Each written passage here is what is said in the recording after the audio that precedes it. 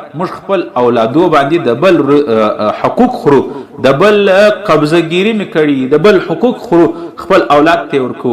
ډېر خلک خو د خوندو حقوق نه ورکي، د خوندو مال د خوندو سرمایه په خپل سرمایه ګډه کړي، خپل اولاد ته پرېږدي. سبا د هغه اولاد ورته بلاسي. هغه وجه چې شي چې د بل حقوق، د بل مال، د بل ناروا حقوق په خپل مال ګډ کړي دي، قبضه کړي ده، د غصب کړي دي. د خوندو حقوق، د مسلمان حقوق په کاروبار کې ناروا او روا ته نه ګوري، د دې حلال آمدن فکر نه لري. هغه اثرات داسي چې بیا بچان نافرمانه سي، بیا بچان دیندار نه سي جوړېدلی، بیا بچان د قرآن حافظان او عالمان نه سي جوړېدل.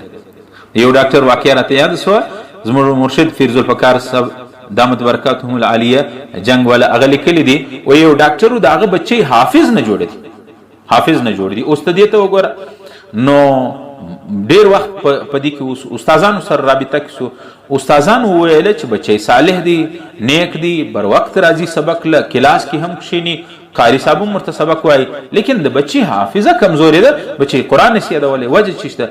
وروسته معلومات وسو، د والد راوغوښتي، هغه ته وویل چې د ستا بچی د کور خوراک کوي که د بازار؟ و هغه ورته وویل چې زه کور ته زما بچی د بازار خوراک کوي، موږ د کور سالن، د کور ډوډۍ بچی ته نه ورکوو، یا موږ ټوله کور نه خورو. نو استاد ورته وویل چې اوس معلوم سو چې د بازار خوراک کوي غیر تقوادار خوراک دی، د هغه اثر په دې بچی باندې دا دی چې د بچی په ذهن کې حافظه کمزوري، د بچی قرآن نه یادېږي. نو ډاکټر ته وویل چې ته داسې وکړه، په خپل کور کې سالن او خانه تیاروه، ډوډۍ تیاروه، بچی ته ورکوه. یو څو وخت بعد د بچی حافظه مضبوط سو، د بچی تلاوت، د بچی قرآن کریم یادېدل شروع سو. عزیزانو، د هر رزق، د هر روزي، د هر عمل یو اثرات. یو عالم لیکي، عطا اسکندری، هغه وایي ربما فتح لك باب الطاعه وما فتح لك باب القبولیت.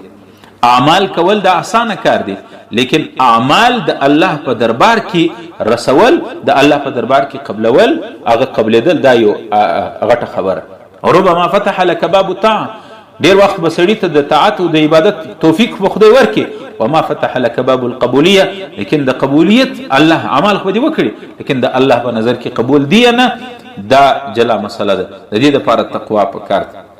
او دریم شرط امام رازی رحمت الله علیه لیکي چې د اعمالو د قبولیت او د تقوا د ثبوت لپاره دا دی چې هر نیک عمل سړی کوي هغه به همیشه کوي. دا نه چې یوه ورځ تلاوت ته کښېناست، یوه سپاره یې وویله، بیا په ټوله میاشت تلاوت نه کوي.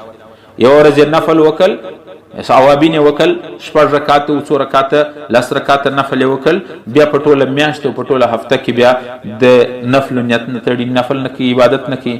نه، په اعمالو کې تقوا، د تقوا علامت بل دا دی چې سړی لږ عمل کوي خو همیشه کوي، همیشګي سره کوي. پیغمبر علیه السلام فرمایي احب الاعمال الی الله ادومها، بهترین اعمال د الله په نظر هغه دي چې همیشه وي، ګای ګای نه وي، همیشه وي. و ان قل، پیغمبر علیه السلام که څه عمل لږ دی لیکن همیشه دی، دا اعمال د الله په دربار کې قبول او منظور دي.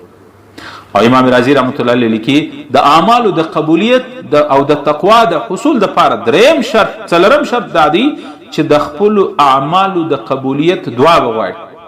اے الله، دا کوم عمل چې مې وکړي د عمل په خپل ورګه کې قبول او منظور کړي. ابراهیم علیه السلام څومره جلیل القدر مرتبه والا پیغمبر دی. اسماعیل علیه السلام دواړو ته حکم وسو چې بیت الله جوړ کړي، د بیت الله دیوالو نږدې د بیت الله تعمیر وکړي. د تعمیر بیت الله ډیر غټ عمل دی. د بیت الله جارو کول او صفا کول دا یو غټ سعادت دی چې چاته ورسیږي.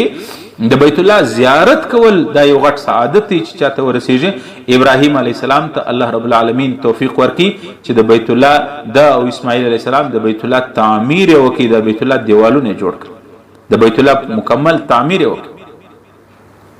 دا باره کې راځي الله رب العالمین قرآن کې ذکر کړی دی وَإِذْ يَرْفَعُ إِبْرَاهِيمُ الْقَوَاعِدَ مِنَ الْبَيْتِ وَإِسْمَاعِيلُ رَبَّنَا تَقَبَّلْ مِنَّا إِنَّكَ أَنْتَ السَّمِيعُ الْعَلِيمُ. د دومره غټ عمل بعد هم ابراهیم علیه السلام په ځان باندې نه دی مغروره، په خپل دی عمل باندې مطمئنه نه دی. بیا سوای ربنا تقبل منا، اے الله دا عمل خو مې وکړ، د عمل کول توفیق خو دې راکړي، لیکن الله په خپل بارګاه کې قبول او منظور کړي. په دې وجه ځانو عمل کول جلا مسله ده. عمل د ترازو در تلې پورې د میدان محشر پورې رسول دا یو ګران عمل دی. پښتانه وایي پیسې ګټل سرمایه ګټل دا خو اسانه دي، لیکن سرمایه زغمل، سرمایه تر ځایه حفاظت کول، صحیح استعمالول دا ګران کار دی. له غلو له فساد له تاوانو ساتل دا غټه خبره. قرآن کریم کې الله تعالی فرمایي تبارک الذی بیده الملک الذي بيده الملك وهو على كل شيء قدير الذي خلق الموت والحياة ليبلوكم أيكم أحسن عملا.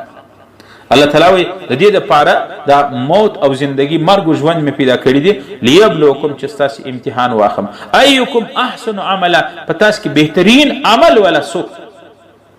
بهترین عمل هغه دی چې تقوا سره، بهترین عمل هغه دی چې د رسول الله د سنت مطابق، بهترین عمل هغه دی چې په اخلاص باندې.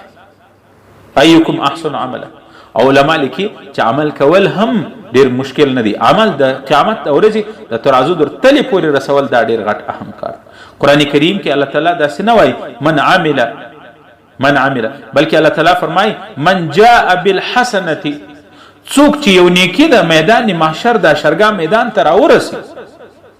من جاء بالحسنه، نو د نیکی کول آسان دي، نیکی خوندې کول، نیکی د ترازو در تلې پورې د میدان محشر پورې رسول دا ډېر اهم کار دی. او دا غواړي تقوا، دا غواړي للهیت، دا غواړي د پیغمبر علیه الصلاۃ والسلام د سنت مطابق، او دا غواړي چې سړی به په خپل نیکو اعمالو باندې مغرور نه وي. بل د دې لپاره دا شرط چې سړی به همیشه د عمل کی، بل دا دی چې همیشه چې یو عمل یې وکړي دغه دپاره تقوا دپاره شرط دا دی چې همیشه به دعا کوي ای الله ربنا تقبل منا، ای الله عمل خو مې وکړي ستا په توفیق باندې اوس یې راسه قبول هم کې. الله رب العالمین دې زموږ اعمال په خپل بارګاه کې قبول او منظور کړي.